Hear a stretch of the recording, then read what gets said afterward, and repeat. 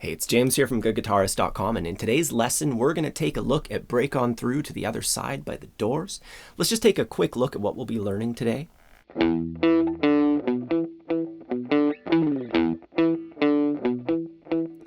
know the day destroys the night, night divides the day. Try to run, try to hide, break on through to the other side. Break on through to the other side. Break on through to the other side.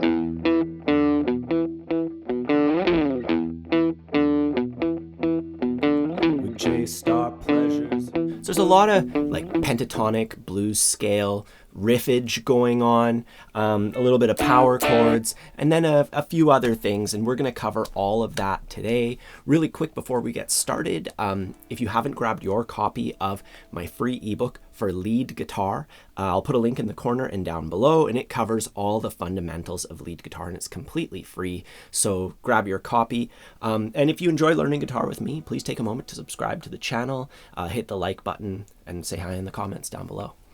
Anyways, let's get started now. The song starts off with the keyboard player doing like a boom, boom, doo, boo, doo, doo, boo, doo, doo. And then the guitar player joins in doing something pretty similar. It goes like this. And the guitarist, Robby Krieger, does play with his fingers, but we're going to be using a pick.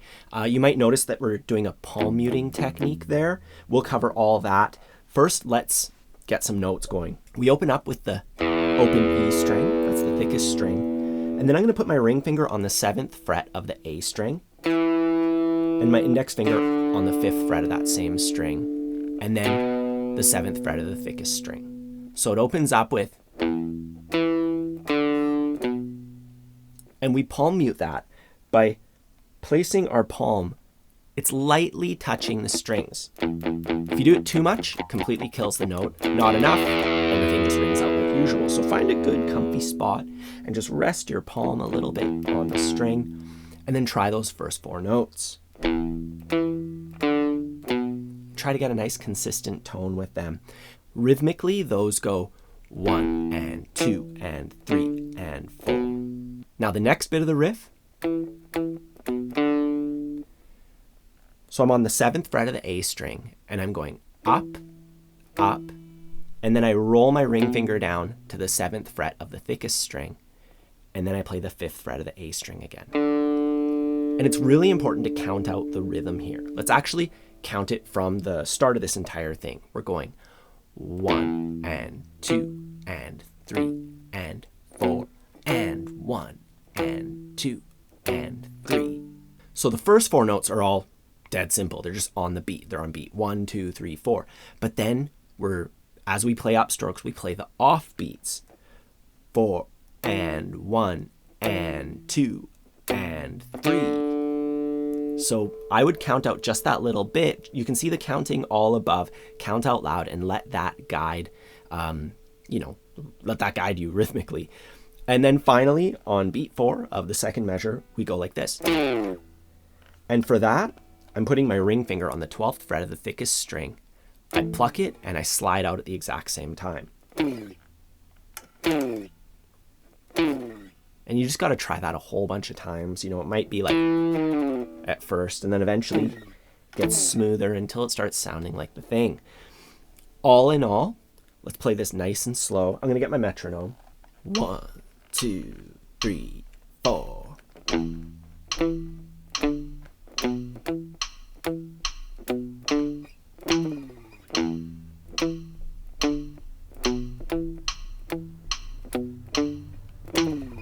And we play that 4 times total at the beginning of the song, and then we have the chorus, which goes like this.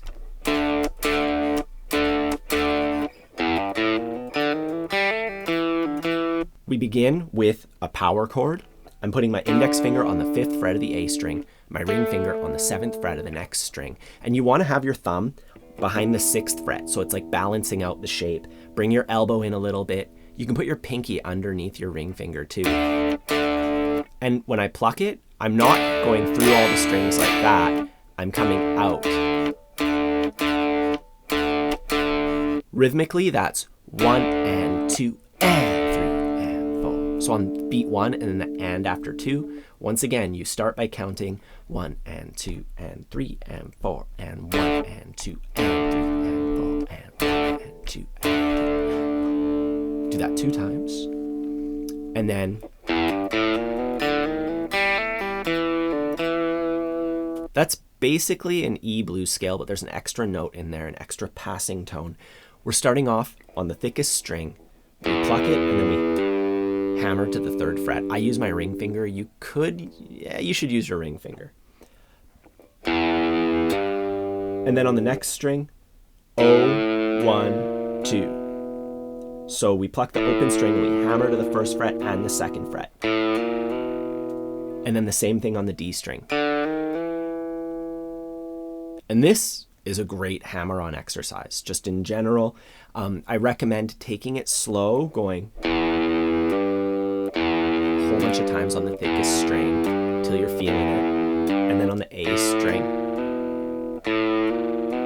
over and over again, and then on the D string, to really work it out and get them nice and clean.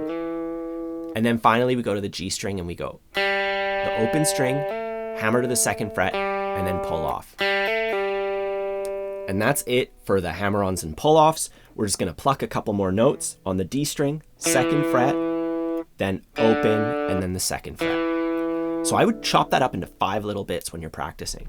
1, 2, 3, 4, 5. And once you're getting it to getting the tone out of your guitar, we got to count this out and make sure that we nail the rhythm.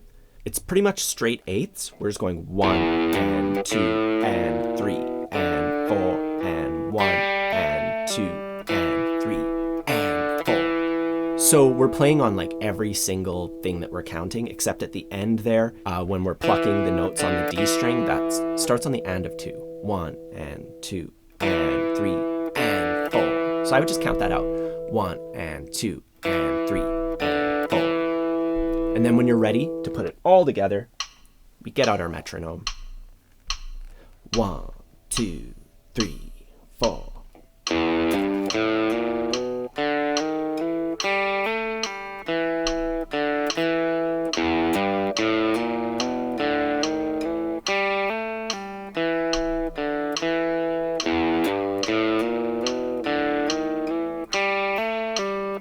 We do it 3 times, and the 3rd time, we cut off the last couple notes. And that's the chorus. And with that, you could play through the tune with just that verse riff and the chorus bit.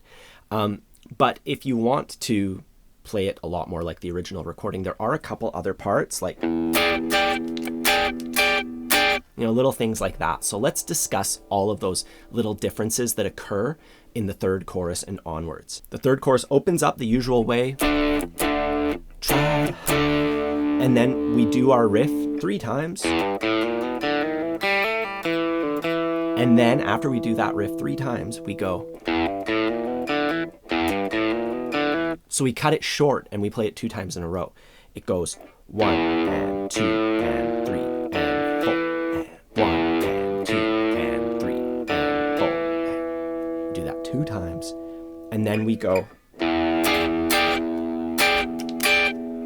And this is like an E7 sharp 9 chord. We're playing the open thickest string. And then I'm going to put my index finger on the 13th fret of the G string. And the tip of my finger is resting underneath the D string to mute it. And then I have my pinky barring the 5th fret on the top 2 strings. You could put your ring finger there if that feels more comfortable for you. My pinky feels more comfortable for me, so that's what I'm going to do. And then I go.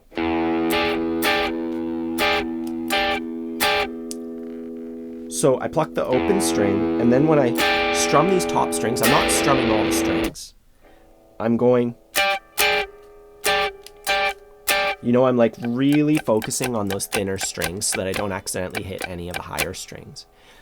And the rhythm is 1, 2, 3, 4, 1 and 2 and 3 and 4. And so you can just see it right there. As far as the strokes, down, down, down, up, down. you know, and you can see it all there with the counting. We do that 4 times total. Then we do the thing again, try to hide, and our little riff 2 times. Break on through to the other side. And then we do the shortened version of it 4 times.